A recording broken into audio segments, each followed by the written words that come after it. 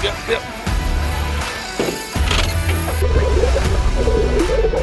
We're heading back to Alaska, baby. One of my favorite places we've ever been. Alaska steelheading. It's just one of those spots that gets in your blood. And these steelhead, they can move up several times to spawn. And when they get into this river, that's when they're ours.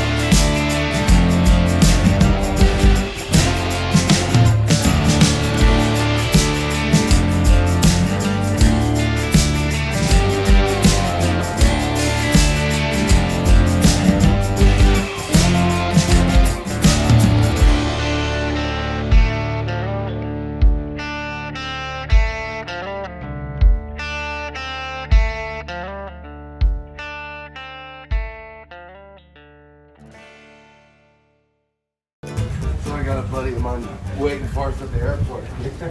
Oh boy. I figured he might be right here while we were waiting. So one of my best buddies in the world, Jarod Higginbotham from Yakima Bait. Anybody that knows this guy knows he is a straight up character. I'm here to help you. I've been waiting 3 months to do this. 3 months. Anything that you're doing is gonna be fun. It's gonna be full of energy, and you might end up with a picture of yourself half naked with a pink wig on the shirt. Hi, I'm Jarod Higginbotham. I work for Yakima Bait Company. Working for Yakima Bait Company has brought me to this awesome place in Alaska to fish the Seatuck River, a famed steelhead river for everyone's bucket list with one of my dearest friends, Dennis, is Mr.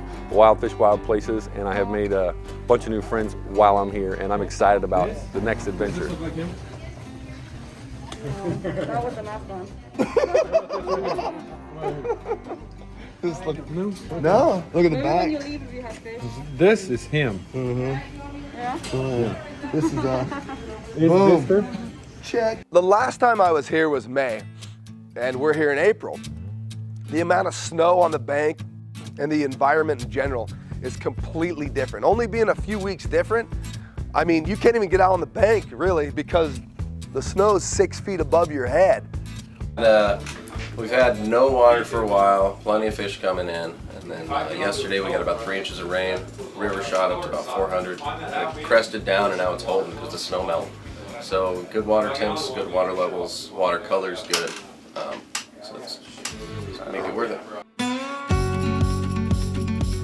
You know, everybody's just stoked, right? You get here to the beginning of this big trip, and this trip especially, we are hitting it at the absolute perfect time that we could hit any trip.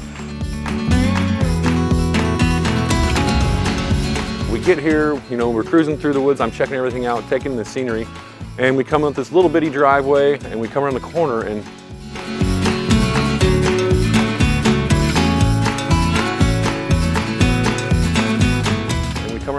and here's this massive log cabin. I'm just blown away. I'm in awe.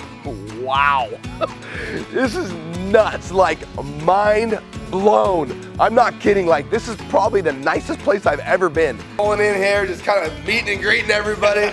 Brian Oakland, who you know. We got Greg, my buddy. John's upstairs.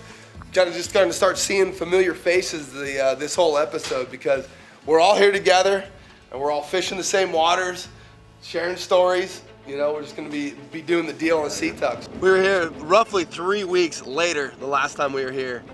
No snow.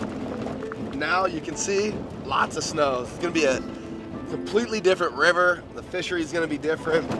And it's exciting for me too, because I can bring to the viewers out there, you guys, a completely different style of episodes. We're in the same spot, you know, we're at the Seatuck River, but it's gonna feel like a completely different fishery.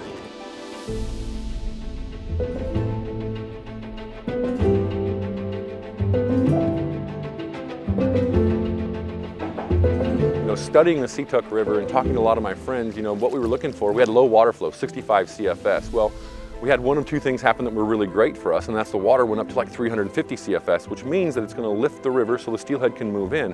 However, the other factor that's playing on us right now is the water temperature, and we're waiting for that to rise. You know, and this river gets 8,500 to like 12,000 steelhead per year. It's a small river, so that's a great system. So when they come, you know, that's what we're waiting for.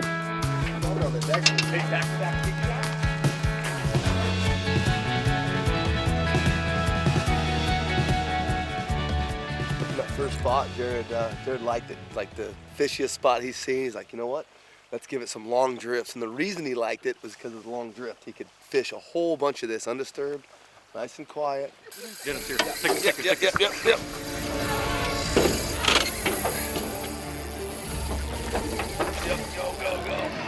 He's going. He's all the way around the corner.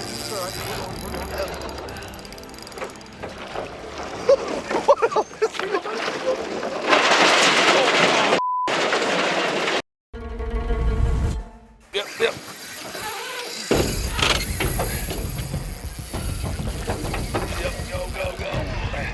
Around the corner. Should I tighten them up a little bit?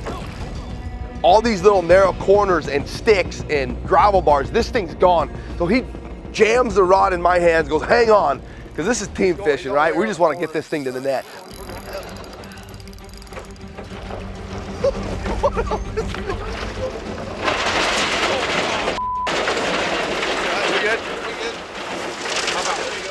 I just jump out and I take off running across the gravel bar. I'm trying to keep this thing up and out of the snags, and Jarod comes around the corner, picks me up. I get back in the boat immediately, like just took a break. I was gonna put a hoodie on. Jarod stopped the boat and decided I'm gonna catch a fish immediately.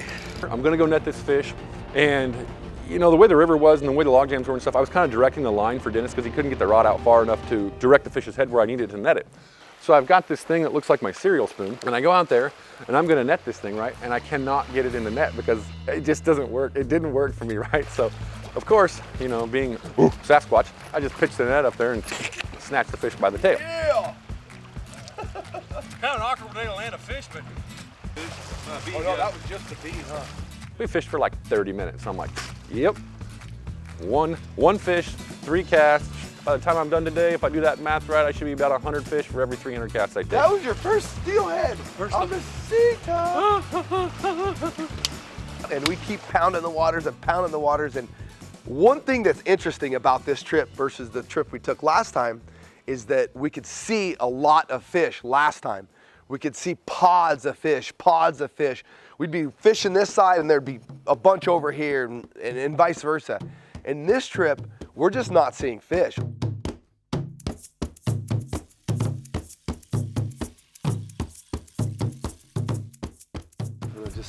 We anchored up, had some lunch.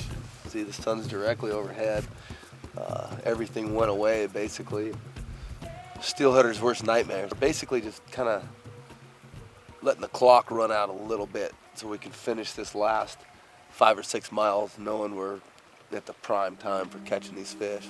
The last time I was here, the majority of our success came on mag lips. It's kind of my comfort zone, if you will. I felt good running that plug for the day, and so I kept running. Every time we'd stop, I'd put a little planer board out there and I'd run it along those logs. I just felt good about it. He just crushed it right in front of the boat. There, Carl. Got that net. Oh, he's underneath the boat. He's underneath my legs. Oh, he's behind me. Hey, he's wrapped around my legs. That is on Right me. here. That's a big old steelhead. Got him. So all day long, I've been busting Wild Fish, Wild Places host here, Dennis Mister's chops, about fishing this maglip on a planer board. And I've been casting around him all day, and of course, what happened? He proved me wrong.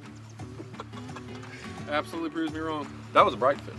Yeah. That was a fresh fish. That wasn't a downriver. That was a fish heading up. Yeah. So that leads me to believe there's more than likely more than one in here. Yeah, and you did say, I would bet my paycheck we're gonna catch a fish out of this. I did, yes. Just like any good steelhead fisherman, or any fisherman, just about the time that you really think that you're good at what you do, nope. Mother Nature just gives you the backhand of your life. You fish for the next 10 hours with nothing except snags.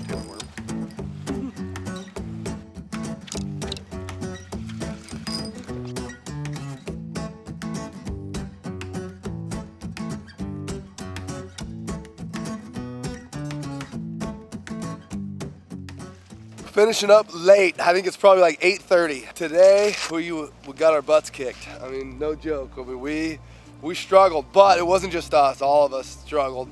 Jarod caught one early on a bead, and then I caught one late on a mag lip. We just didn't see the fish. You know, I keep reverting back to May when we were here a few years ago, and when we were here then, there was fish everywhere. Like you saw fish in the river here and there and here and there, and they just don't seem to be here yet. But tomorrow they could be. Tomorrow they could be. I mean, that deciding factor, you know, two things we were waiting on was the water level to rise. So we got 1 out of 2, right? But the other important factor is that water temperature.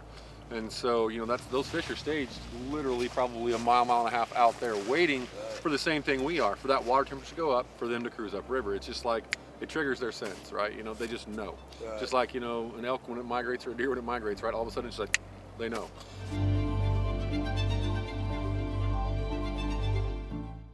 Dude, the parking lot's empty. Sunday, we're here. There's literally 2 other rigs in the parking lot. It must be turnaround day at Yakutat. All day yesterday with Russ. It takes me a little while to transition. Off to a great day. A lot of times in situations like this to where fish are finicky, and we know that, and we've studied that from our previous days, you have to adjust. I wanted to go with the most intrusive presentation I probably could, which is, you know, run a 3.5 mag lip. So we're on the Seatuck River here, and we're gonna do a little plug-in today. And the general rule of thumb for both sizes mag lips, you know, or any size of plug is balance, right? It has to run the way we designed it to run from the factory. That's where it gets its optimum fish catching capability. Also, its speed tolerances.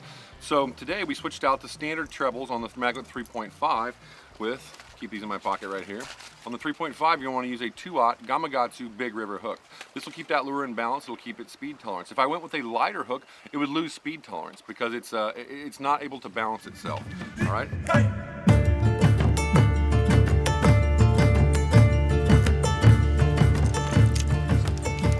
Pot of fish here. Exciting thing about seeing those, they're all bright. We know the fish are moving. Feel like we're doing the right thing. You know, that kind of proves that we're doing what we think we should be doing at this point. The idea was to take the plug on the inside, which is right next to the alders, and for me to be able to row and kind of drive the plugs in and out of the alders so that I'm following this. Just got off the row. You're gonna have to row, bro.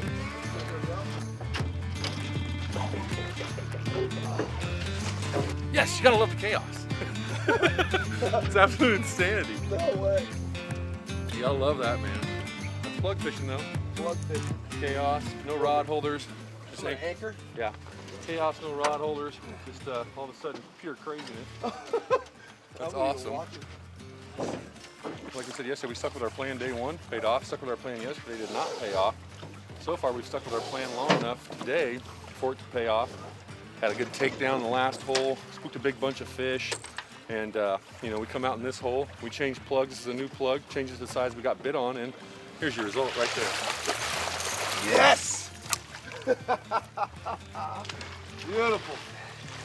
So, here's your result, right? Beautiful specimen of steelhead, fresh fish in the river.